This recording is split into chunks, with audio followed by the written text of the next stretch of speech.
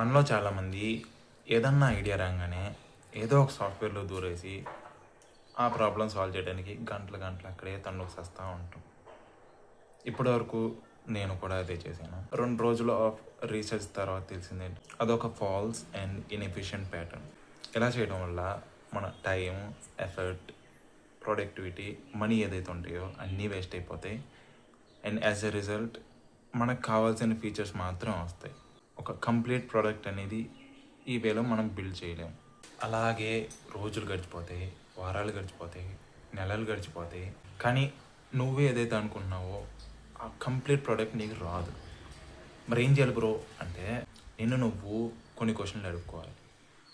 ఏంటంటే, అసలు యూజర్స్ ఎవరు, వాళ్ళకి ఏం కావాలి, అసలు ఈ ప్రాబ్లం నిజమేనా, ఈ ప్రాబ్లం ఎంత సివియర్గా ఉంది, దీన్ని ఫిక్స్ చేస్తే యూజర్స్కి ఏంటి లాభం, నీకేంటి లాభం అన్నందుకు తెలుసుకోవాలి.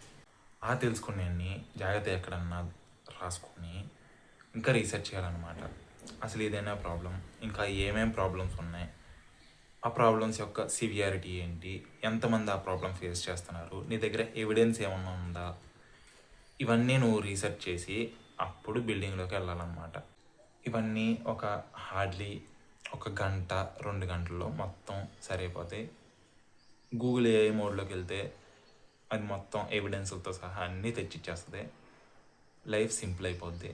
లేదు నేను ఎలాగే బిల్డ్ చేస్తాను అనుకుంటే నీ ఇష్టం, అనవసరంగా టైం అంతా వేస్ట్ అయిపోద్ది.